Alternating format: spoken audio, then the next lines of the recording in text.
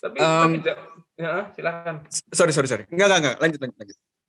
Enggak, maksudnya kita jangan salah loh bahwa kita ini juga apa namanya? Coba deh lihat The Secret deh. The Secret bilang apa? Di The Secret itu. Tuh energi itu tidak bisa diciptakan, tidak bisa dimusnahkan, hanya bisa berubah bentuk gitu. Tuhan apa? Itu juga aku sering pertanyakan hal itu kepada profesor ketika di kelas gitu, ke profesor nuklir kalau nggak salah ketika ngajar filsafat ilmu. Aku tanyakan, kita ini kayak kekurangan bahasa gitu, mau jelaskan Tuhan, ya kan? Energi tidak bisa dihancurkan, tidak bisa diciptakan, sudah ada yang akan datang, hanya bisa berubah bentuk. Tuhan juga sama, tidak bisa dihancurkan, tidak bisa diciptakan, sudah ada dan berubah bentuk gitu, penjelmaan gitu. Aku tanyakan ke dia, apakah kita ini kekurangan bahasa?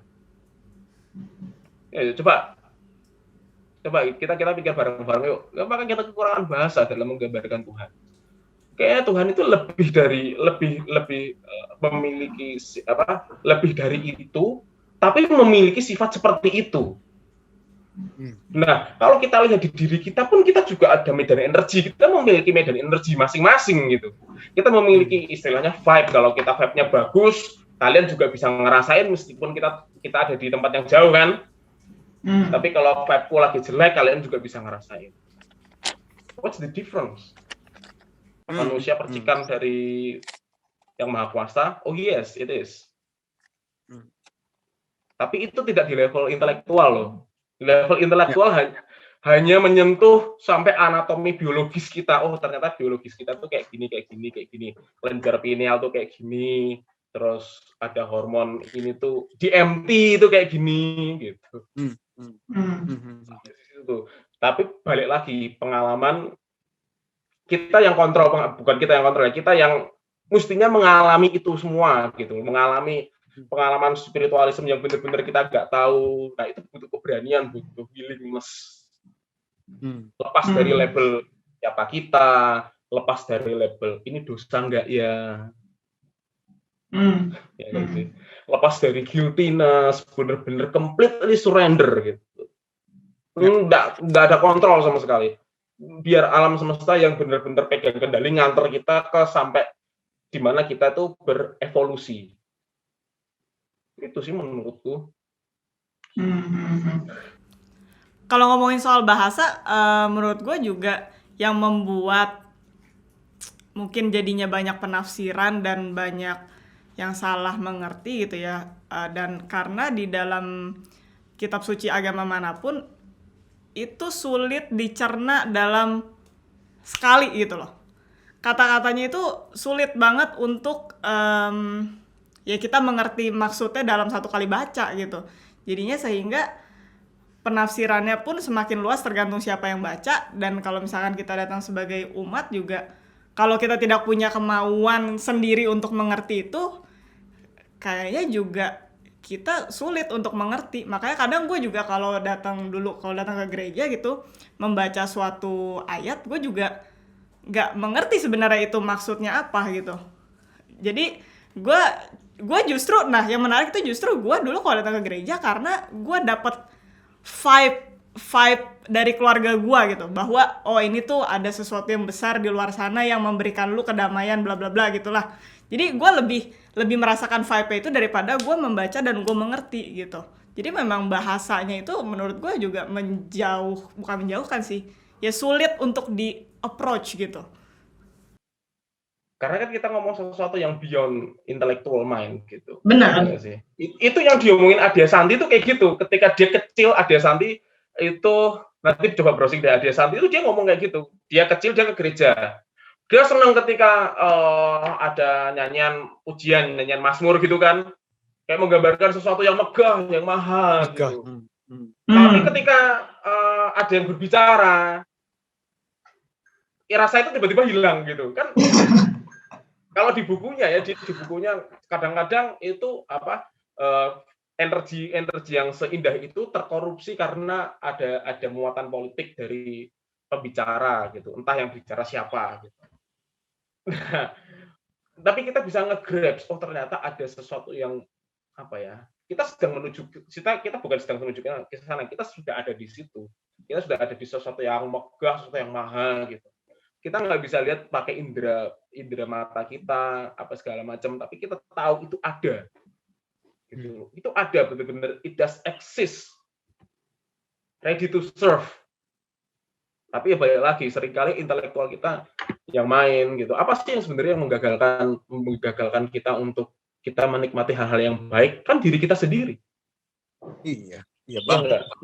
Kita sering ngerasa aku nggak worth it lah dapat hal yang baik gitu. Padahal kalau kalian belajar anatomi tubuh itu semuanya nggak ada yang nggak baik. Gitu loh. Kita sendiri yang menggagalkan diri kita. Makanya ini tugas kalian diasah diri untuk ngasih tahu sana kalian itu worth it loh. Gitu. Ya. Itu satu ini ya, satu sisi dari koin itu bisa fakta itu bisa menjadi kabar baik, fakta itu bisa menjadi kabar buruk. Jadi terkadang kita yang ngejelekin diri kita, tapi kalau kita sadar bahwa kita yang ngejelekin diri kita, berarti kan kita punya kekuatan untuk merubah itu.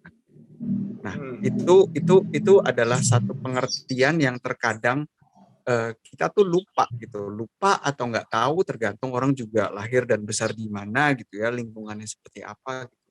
Kita tuh lupa bahwa balik lagi ke yang tadi lu udah share, di mana kita sebagai manusia ya kita ini juga punya Schöpferische Kraft tuh apa ya bahasa Indonesia, kita ini punya energi si pencipta itu tuh ya, kita tuh ada gitu loh. Kita tuh juga bisa menciptakan. Nah itu yang kita kadang-kadang lupa. Jadi kita tuh kadang-kadang kadang menyalahgunakan kata pasrah menurut gue. Pasrah di mana oh ya udahlah hidup gue udah kayak gini ya, gue emang orangnya kayak gitu. Yang padahal aslinya tuh cuma males aja. Cuma lu tuh makainya tuh pasrah gitu. Pasrahnya yang di sini bukan pasrah kita menerima apa adanya. Ini lagi-lagi susahnya bahasa ya, karena gue juga setuju sama yang Vina dan lu juga share ya, kita nih ya di sini dan sekarang ini ya udah pasrah menerima gitu loh, tapi bukan pasrah menyerah gitu. Tapi kan dua-duanya kan katanya pasrah gitu, atau gue yang salah sih? lebih cenderung mungkin pasrah itu gini ya. Gini. Kalau aku melihat pasrah itu gini. Kita harus being kita siapa dulu nih. Ya enggak? Kan ada human doing, ada human being nih, ya kan?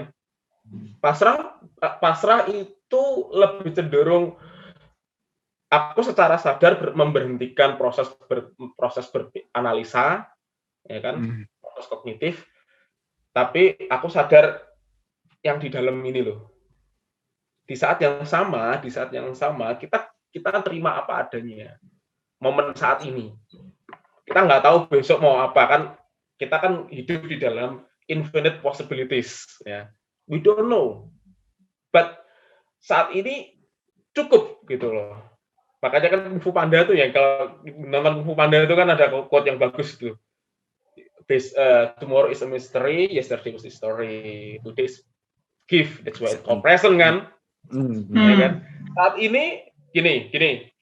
Ini mungkin aku nggak tahu kata-kataku ini apakah kalian setuju, para pendengar setuju. Tapi saat ini kita sedang ada di dalam sebuah medan yang benar-benar berkelimpahan. Saat ini mungkin katakanlah Bayu, Vina ada di satu titik di mana dia menyadari, oh aku punya versi kehidupan yang A, B, C, D, E, tapi aku punya versi kehidupan yang seperti ini. Nyadar nggak? Gitu. Tapi kita makanya hidup itu bukan time psikologi ya, bukan maju ke depan, tapi kita geser realita gitu loh. Geser realita. Teori multiverse lah, teori versi kita ada banyak gitu, bukan doppelganger ya. Tapi teori kita tuh punya versi Daniel yang seperti ini, ada Daniel yang the higher self, aku bilang. Kita semuanya punya higher self. Gitu. Nah, ketika kita start with I don't know, kita pasrah dalam arti kita mencoba untuk naikin consciousness kita untuk ke arah ini loh, higher self ini. Dan ketika kita sudah klik ketemu gitu, ada kayak semacam apa ya, situasi hati yang kita nggak bisa terjemahin itu apa. Kayak pikiran tuh berhenti sep, Damai. ya kan? Lebih dari peace gitu. Peace-nya ada tapi nggak kita sadari karena ini urutan kemana-mana nih gitu.